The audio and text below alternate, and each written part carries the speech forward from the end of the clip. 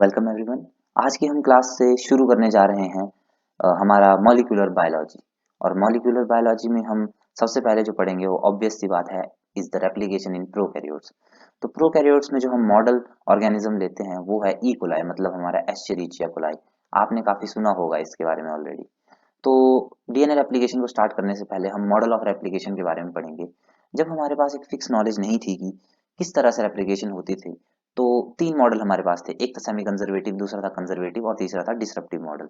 Semi conservative model आपको पता होगा जैसे डीएनए रेप्लिकेट करता है, एक पेरेंट स्ट्रैंड होता है, वो प्रोजेनी में जाता है और दूसरा स्ट्रैंड उसके साथ सिंथेसाइज न्यूली सिंथेसाइज स्ट्रैंड होता है। जबकि कंजर्वेटिव मोड ये था कि जो पेरेंट का डीएनए स्ट्रैंड होगा, दोनों है ना, वो एक ऑफस्प्रिंग में चले जाएंगे, जबकि दूसरे ऑफस्प्रिंग में उसका कॉम्प्लीमेंट्री पूरा का पूरा कॉपी अलग से बनता था। फिर तीसरा था डिसरप्टिव, जिसमें पेरेंट का डीएनए मॉलिक्यूल छोटे छोटे मोनोमर्स टाइप में टूट जाता था, फिर उसके बीच में न्यू डीएनए सिंथेसाइज होता था, है ना। फिर इसमें देखिए जो सेमी कंजर्वेटिव था उसमें डबल स्टैंडर्ड सिंगल स्टैंडर्ड में बदलेगा, फिर एप्लीकेशन होगी और कॉम्प्लीमेंट्री सिंथेसाइज होंगे। और कंजर्वेटिव में पेरेंट्स डीएनए रिमेन इंटैक्ट और ऑफस्प्रिंग में दूसरा जाता है, ऐसा। और DNA breaks into segments and patches disruptive में। तो मेसल्सर एंड स्टाइल ने जब ई कोलाई पे एक्सपेरिमेंट किया तो उन्होंने सबसे पहले ई कोलाई को ग्रो किया हैवी आइसोटोप N15 पे।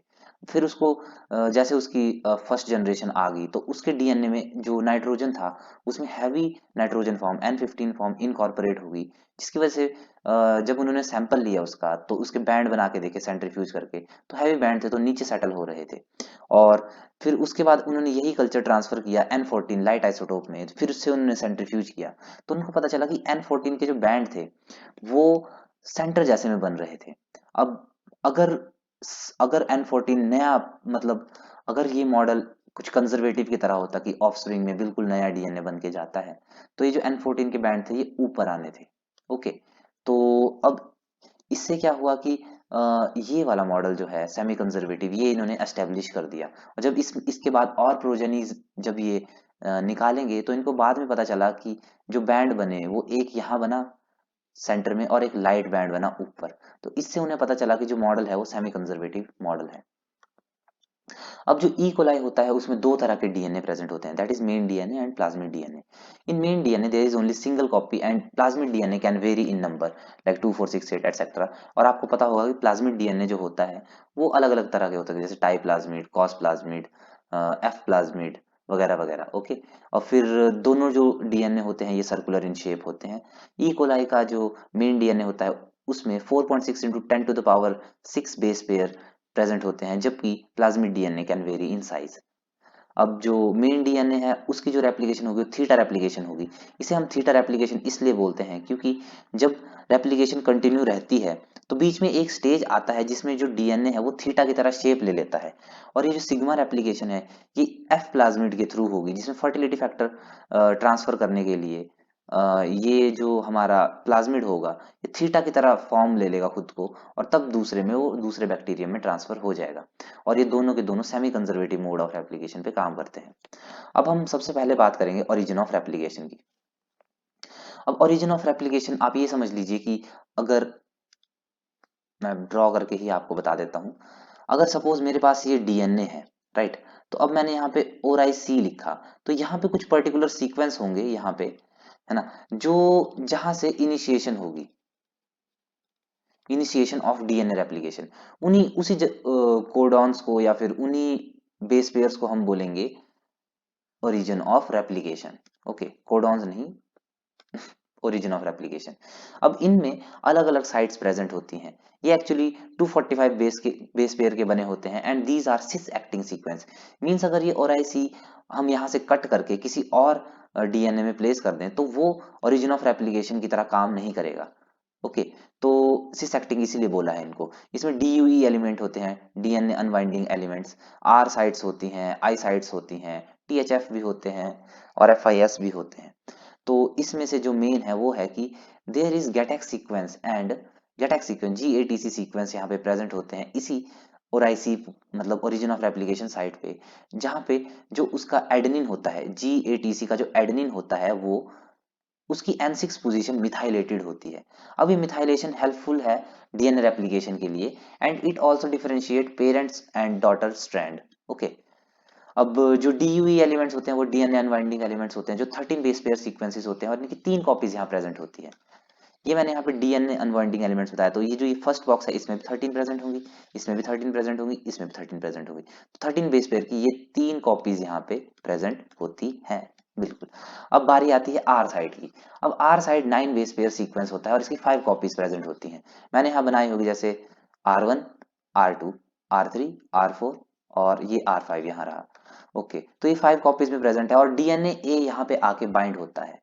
अब डीएनए ए आई साइट पे भी बाइंड होता है बट विद लेस एफिनिटी। जब डीएनए ए के साथ चाहे एटीपी हो या एडीपी हो, वो आर साइट पे बाइंड हो सकता है, पर DNA A with ATP he only ऐसा कंपाउंड है, आप बोल सकते हैं अभी के लिए कंपाउंड, जो आई साइट पे जाके अटैच होगा। अब इसके बाद हम स्टार्ट करेंगे डीएनए इनिशिएशन की प्रोसेस। अब होता क्या है कि जब बच्चे इसको स्टार्टिंग में पढ़ रहे होते हैं तो उन्हें थोड़ी थोड़ी डिफिकल्टी आती है कि कैसे याद रखें। ओके, तो उसके लिए यहाँ पे मैंने स्टार्टिंग में लिखा है, ये उनके इनिशिएशन में यूज होने वाले एंजाइम्स के नाम से ही मैंने यहाँ पे, मतलब जैसे जैसे प्रोसेस में वो आएंगे वैसे वैसे यहाँ लिख दिया है। सबसे पहले डीएनए ए आएगा, फिर डीएनए सी आएगा, जो अपने साथ, एक मिनट, जो अपने साथ डीएनए बी को लेके आएगा। ओके, फिर उसके बाद एसएसबी प्रोटीन आते हैं और डीएनए जी प्रोटीन आते हैं। आप इसको इसी सीक्वेंस में याद कर लीजिए, फिर ऐसे ही यही मेन हमारी इनिशिएशन प्रोसेस होगी। ओके, तो अब स्टार्ट करते हैं हम इनिशिएशन प्रोसेस से।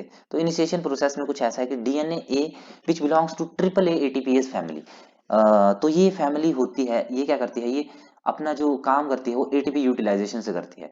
तो डीएनए ए जब एटीपी के साथ बाइंड होता है तो एक्टिव फॉर्म में होता है और जब एडीपी के साथ होता है तो इनएक्टिव फॉर्म में होता है। वो DNA A, ATP and ADP are able to bind with R site. मैंने आपको ये ऊपर भी बताया कि डीएनए ए, एटीपी और एडीपी दोनों आर साइट के साथ बाइंड हो सकते हैं, पर only DNA A ATP can bind to I site and these attachment promote the melting at DUE site। अभी मैं आपको थोड़ा सा, जैसे मैंने ऊपर डायग्राम बताया है उससे भी थोड़ा सा बता दूं कि ये रही हमारी R साइट्स है ना। अब यहाँ आके लेट्स से DNA A यहाँ आके बाइंड हो रहा है R साइट पे। ओके, और कहाँ है ये आर साइट और ये ए साइट है। अब ये सब मिलके क्या करेंगे कि ये सब मिलके यहाँ DUE एलिमेंट पे रिएक्शंस कॉज कर देंगे, जिसकी वजह से यहाँ पे अनवाइंडिंग स्टार्ट हो जाएगी ऑफ द डीएनए। ओके, तो जैसे ही वो हल्का सा उसमें गैप बनता है, वैसे ही डीएनए सी हेलिकेज लोडर जो होता है वो आ जाता है और वो डीएनए बी, जिसको हम हेलिकेज कहते हैं, उसे वहां पे फिट कर देता है ना।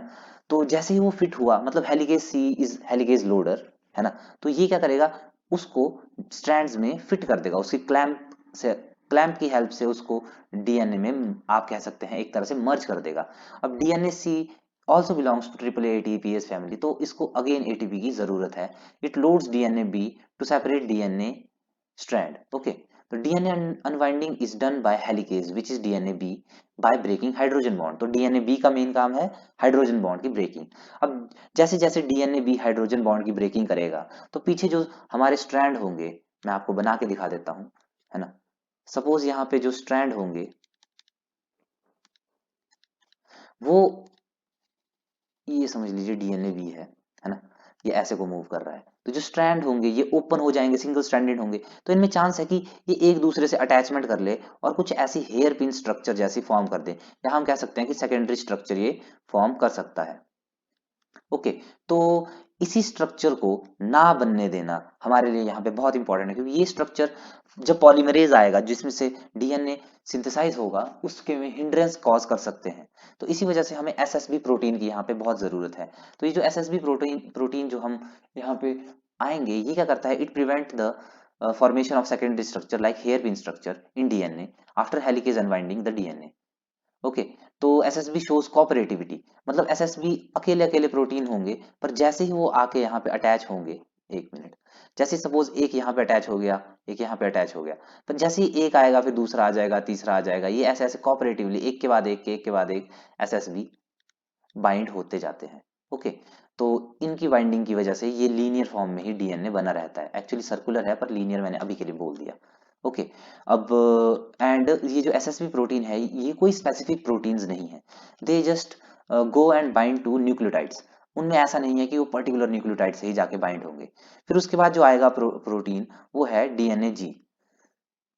इसे हम डीएनए प्राइमेज भी कहते हैं because it synthesize primers.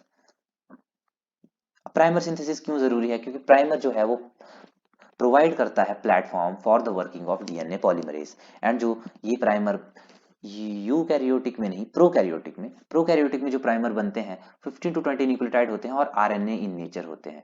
And these all enzyme on the DNA make primosome complex. तो डीएनए जी बी सी ये सब मिलके इन्हें ही हम प्राइमोसोम कॉम्प्लेक्स कहते हैं। अब बारी आती है इलांगेशन की। फिर से मैंने डीएनए पॉलीमरेज यहाँ पे लिख दिया और डीएनए लाइगेज भी यहाँ पे लिख दिया है। मेन यही दो एंजाइम है, हालांकि टोपोइसोमरेज वगैरह और कुछ और एंजाइम भी यहाँ पे काम करते हैं। इलांगेशन की बात करेंगे तो डीएनए पॉलीमरेज जो होता है वो आरएनए प्राइमर को प्लेटफॉर्म लेके उसी के ऊपर से आगे की तरफ डीएनए को सिंथेसाइज करता है, which is complementary to original या फिर पेरेंट डीएनए। ठीक है। अब डीएनए पॉलीमरेज जो वन है, it was discovered by Arthur Kornberg, that is why it is called Kornberg enzyme. Okay. तो डीएनए पॉलीमरेज 1 2 3 जो है इट हेल्प इन रेप्लिकेशन, और ये 4 और 5 है they're help in SOS response. मतलब जब डीएनए डैमेज होता है तो उस रिस्पॉन्स में ये 4 और 5 काम करते हुए दिखते हैं। ये वाई फैमिली ऑफ पॉलीमरेज से बिलोंग करते हैं। और इसके अलावा आप जनरली प्लांट्स में इन दोनों एंजाइम्स को भी देख सकते हैं। अब कुछ मैंने पॉइंट्स यहाँ लिखे हैं कि डीएनए पॉलीमरेज 1 2 3 है, उसमें से मैं आपको पहले बता दूं जो डीएनए पॉलीमरेज 3 है वो सबसे ज्यादा इंपॉर्टेंट है, क्योंकि आप देख सकते हैं कि इसका पॉलीमराइजेशन रेट बहुत ज्यादा है compare to first and second के। दस ये सबसे ज्यादा काम करता है डीएनए रेप्लिकेशन में। पर डीएनए पॉलीमरेज 1 में हम बाकी सब भी देख लेंगे। जैसे सब यूनिट की बात करें, पॉलीमरेज 1 में 1 है, 2 में 7 है, और पॉलीमरेज 3 में मोर देन 10 सब यूनिट से मिलकर ये बना होता है। 3' to 5' एक्सोन्यूक्लियस एक्टिविटी होती है, इसे हम प्रूफ रीडिंग एक्टिविटी भी कहते हैं। यहाँ मैंने नोट किया प्रूफ रीडिंग एक्टिविटी। ठीक है। 1 में प्रेजेंट है, 2 में प्रेजेंट है, 3 में प्रेजेंट है, मतलब तीनों के तीनों हमारे प्रूफ रीडिंग कर सकते हैं। पर जो 5' to 3' एक्सोन्यूक्लियस एक्टिविटी है वो प्राइमर रिमूवल एक्टिविटी जिसे कहते हैं, वो सिर्फ डीएनए पॉलीमरेज 1 में प्रेजेंट है। ओके। और पॉलीमराइजेशन रेट मैंने यहाँ मेंशन किया है। और इसके बाद जो मैं इनके वर्किंग है वो भी मैं आपको बता देता हूँ कि जो वर्किंग है वो कुछ इस तरह है कि 1 जो है वो primer removal, DNA synthesis, DNA repair और गैप फिलिंग में काम कर सकता है। जो डीएनए पॉलीमरेज 2 है वो डीएनए सिंथेसिस, रिपेयर उसी में काम करेगा, और DNA polymerase 3 will only work for replication. अब मैं लीडिंग और लैगिंग स्ट्रैंड का आपको बता दूं कि लीडिंग लैगिंग स्ट्रैंड का कुछ हिसाब ऐसा है कि जो डीएनए डीएनए पॉलीमरेज जो होता है वो वर्क करता है इन द 5' to 3' डायरेक्शन। ठीक है। अब जब ये 5' to 3' डायरेक्शन में काम करेगा तो जो हमारा पेरेंट स्ट्रैंड होगा वो होना चाहिए इन द डायरेक्शन ऑफ 3' to 5'। ठीक है। तो मतलब पॉलीमरेज यहाँ पे जैसे अटैच हुआ, सपोज ये ब्लैक कलर का मैंने यहाँ पे पॉलीमरेज बताया है, तो जब ये यहाँ पे अटैच होगा तो ये अलोंग द जो टेम्पलेट है, इसकी टेम्पलेट, ये टेम्पलेट है। ओके। तो ये इस पे चलेगा और यहाँ से ये नीचे की तरफ ऐसे कंटिन्यू कंटिन्यू स्ट्रैंड की सिंथेसिस करता रहेगा कंटिन्यूअसली। अब इसी के रिगार्डिंग जो मैंने पॉइंट लिखे हैं, तो ये जो स्ट्रैंड यहाँ सिंथेसाइज हो रहा है इसे हम लीडिंग स्ट्रैंड कहेंगे। They need only a single primer and they synthesize continuously. और जबकि जो नीचे का बैंड है आप देख सकते हैं कि इसकी direction, band in the sense template जो है, ओके, इसकी डायरेक्शन है 5' to 3'।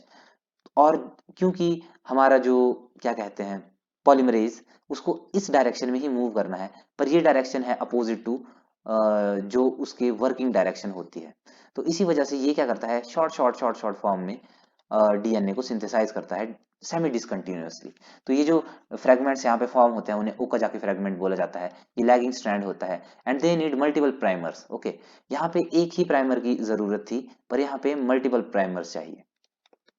और जो सेमी डिसकंटिन्यूअस सिंथेसिस यहाँ पे आपको देखने के लिए मिल सकती है। अब डीएनए पॉलीमरेज जो है वो work and synthesize in the direction of 5' to 3', ये मैंने आपको पहले बता दिया था। And mainly DNA polymerase 3 synthesize DNA in bi direction. अब यहाँ पे बाय डायरेक्शन से आपका, सॉरी, आपका नहीं, डीएनए का क्या मतलब है? जो मैंने आपको बताया ई कोलाई का डीएनए जो होता है वो सर्कुलर होता है ना। सपोज ये है साइट की जहां से ओराइसी, ओरिजिन ऑफ रेप्लिकेशन होगा, तो bidirectional in the sense इधर को भी सिंथेसाइज करेगा, इधर को भी सिंथेसाइज करेगा। और एक पॉइंट ऐसा आएगा जहां पे ये जो न्यूली सिंथेसाइज डीएनए है ये कुछ इस फॉर्म में आ जाएगा, जिसकी वजह से ये जो डीएनए है इसको थीटा की फॉर्म देखने के लिए मिल जाती है, इसीलिए हम इसे थीटा रेप्लिकेशन भी कहते हैं। ओके। फिर उसके बाद हम बात करेंगे रेप्लिकॉन की। थोड़ी सी ही बात है एक्चुअली रेप्लिकॉन की, कि replicon is the part of DNA where replication, oh oh oh oh I am sorry, I am sorry, I am sorry, replicon, okay, तो replicon is the part of DNA where replication is going on. Okay, तो E. coli have one origin of replication, thus is monorepliconic, while human and eukaryotes have more origins, thus they are called multirepliconic। Okay, तो अब इसमें हम और time waste नहीं करेंगे, थोड़ा सा सिस्टम मेरा हैंग हो जाता है। तो इनिशिएशन हमने कर लिया, इलोंगेशन हम कर रहे हैं। ओके, तो ये लीडिंग लैगिंग स्ट्रैंड में सबसे पहले मैं आपको यहाँ ये बता दूं कि जो हमारे पास रेप्लिसोम कॉम्प्लेक्स होता है डीएनए पॉलीमरेज 3 और primase G helicase and other accessories से मिलकर बना होता है। अब लीडिंग और लैगिंग स्ट्रैंड के बारे में मैं आपको थोड़ा सा यहाँ पे बता देता हूँ। अब देखिए, सपोज ये हमारा एंजाइम है, ये है हमारा हेलिकेज। ओके, अब एक हेलिकेज क्या करेगा, इस डायरेक्शन में मूव कर रहा है और दूसरा हेलिकेज इस डायरेक्शन में मूव कर रहा है ना। तो मतलब एक डीएनए को रेप्लिकेट करने के लिए हमें दो हेलिकेज एंजाइम यहाँ पे लगे, ठीक है। तो जब ये इस डायरेक्शन में मूव कर रहा है तो मैं अगर इसका एंड लूँ तो ये 3 डैश होगा। ओके, और ये 5 डैश होगा। तो इधर को जो मूव करेगा, यहाँ पे टेम्पलेट बन रही है 5 डैश टू 3 डैश, और इधर की टेम्पलेट बन रही है यहाँ पे 3 डैश टू 5 डैश, और ये इधर को मूव कर रहा है, ये इधर को मूव कर रहा है। तो इसके कॉम्प्लीमेंट्री, पहले इधर वाला देखिए, तो इसके कॉम्प्लीमेंट्री जब ये ऐसे ऐसे मूव करेगा तो एक लीडिंग स्ट्रैंड की सिंथेसाइज करेगा, इसीलिए मैंने ये कंटिन्यूअस लाइन यहाँ पे शो की है। पर जबकि इधर को ये लैगिंग स्ट्रैंड की सिंथेसाइज करेगा, क्योंकि जो इसका टेम्पलेट है वो उस डायरेक्शन में नहीं है जिस डायरेक्शन में हेलिकेज को चलने के लिए चाहिए। पर जब हम यहाँ नीचे की तरफ से देखते हैं, तो अगर हम नीचे की तरफ मतलब डीएनए के नीचे की तरफ से देखें, तो मैं अगर ये लगाऊं, राइट, तो इसमें ये 5 डैश तो आपको दिखाई दे ही रहा है, तो मतलब इधर हुआ 3 डैश।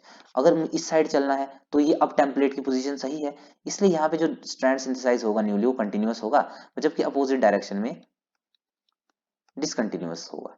ओके, अब इसी से हम पता कर सकते हैं कि कैसे लीडिंग स्ट्रैंड किस तरफ को है एंड लैगिंग स्ट्रैंड किस तरफ को है। अब इसके बाद जो डीएनए पॉलीमरेज के बाद जब बारी आती है तो डीएनए लाइगेज की आती है। अब डीएनए लाइगेज बहुत ही इंपॉर्टेंट एंजाइम है। अब मैंने आपको बताया कि जब सपोज ये है हमारा डीएनए और ये यहाँ इस तरफ को, don't show this, don't show this, तो इस तरफ को हमारा लीडिंग स्ट्रैंड सिंथेसाइज हो रहा है, लीडिंग। ओके, पर जब इस तरफ को लैगिंग स्ट्रैंड सिंथेसाइज हो रहा है, तो जब डीएनए पॉलीमरेज वन यहां से ये प्राइमर्स को रिमूव करेगा, है ना, तो इसकी जगह जो गैप फिलिंग होती है वो भी डीएनए पॉलीमरेज वन ही कर देता है। पर जो वो निक पॉइंट होता है, निक मतलब एंड का पॉइंट, इसकी गैप फिलिंग वो नहीं कर पाता, जिसके लिए हमें लगता है डीएनए लाइगेज। ओके, तो अब यूकैरियोट्स एंड आर्किया जो होते हैं वो एटीपी यूज करते हैं एडिनाइलेशन के लिए, और एएमपी यूज करता है हमारा जो हम क्या पढ़ रहे हैं DNA ligase of prokaryote. Okay, तो अब ये क्या करता है, जो एएमपी होता है, मतलब not exactly AMP, dNMP, nucleotide monophosphate, उसको यूज करेगा ये। ओके, अब वो इस फॉर्म में तो जनरली एग्जिस्ट नहीं करेगा, तो ट्राइफॉस्फेट से मोनोफॉस्फेट बनाएगा वो, जिसमें लाइगेज काम करेगा। ठीक है, अब इस प्रोसेस को हम बोलेंगे एडिनाइलेशन अभी के लिए। ठीक है, अब इसमें क्या होता है, in you bacteria NAD is the source of adenylation. तो एनएडी पॉजिटिव को ये लेगा, फिर एडिनाइलेशन जब इसमें होगी तो जो एंजाइम एएमपी कॉम्प्लेक्स होगा वो फॉर्म हो जाएगा। अब एंजाइम एएमपी कॉम्प्लेक्स का मतलब क्या है कि एडिनाइल मोनोफॉस्फेट और इसके साथ एंजाइम यहाँ पे ऐसे लगा हुआ है, वो फॉर्म हो जाएगा यहाँ पे। इससे क्या होता है कि 5 dash phosphate at the nick of DNA gets activate. अब सपोज यही वो डीएनए है, अब ये है वो निक, और यहाँ पे वो जाएगा और इसके फॉस्फेट को ये एक्टिवेट कर देगा। अब जैसे ही एक्टिवेट किया, phosphodiester bond is formed and AMP complex is released. अब यहाँ पे फॉस्फोडाइएस्टर बॉन्ड होते हैं और ये पूरी बॉन्डिंग यहाँ पे कंप्लीट कर देता है, जिसकी वजह से पूरा डीएनए बढ़िया से एकदम सिंथेसाइज हो जाता है। अब लास्ट हम जो एंजाइम, मेन एंजाइम इसमें काम आएगा वो है हमारा टोपोइसोमरेज। टोपोइसोमरेज एंजाइम बहुत इंपॉर्टेंट एंजाइम है। जब डीएनए हेलिकेज यानी कि डीएनए बी अनवाइंड करेगा डीएनए को, तो वो पॉजिटिव सुपर कॉइलिंग इंड्यूस कर देता है डीएनए में। अब जो टोपोइसोमरेज है, जिसे हम बैक्टीरिया में टोपो आई मीन डीएनए गायरेज भी कहते हैं, क्या करता है, इसमें नेगेटिव सुपर कॉइलिंग इंड्यूस करेगा। अगर पॉजिटिव हेलिकेज कर रहा है तो ये नेगेटिव इंड्यूस करेगा, जिसकी वजह से जो हमारा डीएनए है वो अपनी एक्चुअल शेप में रहेगा, और एक्चुअल शेप में रहने की वजह से ये पॉलीमराइजेशन अच्छे से करता रहेगा। ओके, तो इसीलिए कि it remove super coiling using ATP. तो गायरेज ए जो होता है वो cuts and rejoin DNA and gyrase B binds to the topoisomerase ATP, not sorry binds to ATP. Okay, तो नोवोबायोसिन जिसमें निरिडिक्सिक एसिड आता है और क्विनोलोन ग्रुप्स जो हैं ये दोनों अफेक्ट करते हैं हमारे टोपोआइसोमरेज के। ठीक है, ये आप ध्यान रखिएगा। अब लास्ट में हम बात करेंगे टर्मिनेशन की। तो टर्मिनेशन कुछ इस तरह होती है कि यहाँ पे कुछ सीक्वेंस प्रेजेंट होते हैं। अभी के लिए मैंने ऐसे ही बना दिया ए, और कुछ प्रोटीन्स प्रेजेंट होते हैं जैसे टस प्रोटीन्स, राइट। तो ये जो टस प्रोटीन है, जैसे जैसे सपोज पॉलीमरेज इस तरफ को इधर को मूव कर रहा है और ये इधर को मूव कर रहा है, तो इसमें कुछ टर सीक्वेंस होंगे, जैसे टर A B C D E F ऐसे ऐसे होंगे। जब ये टस टर सीक्वेंस मिलते हैं प्लस टस टस प्रोटीन एक्चुअली, है ना, तो क्या होता है कि जैसे जैसे पॉलीमरेज आगे आगे बढ़ता है वो यहाँ पे जाके अटैक करेगा और बाहर निकल जाएगा। अटैक मतलब अटैच करेगा, सॉरी नॉट अटैक। फिर ये वाले इधर आएंगे और इधर से इधर को बाहर निकल जाएंगे, जिसकी वजह से रेप्लिकेशन रुक जाएगी। यही था आज के हमारे इस टॉपिक का मेन जो भी था, और इसी के साथ मैं चलता हूँ। Thank you.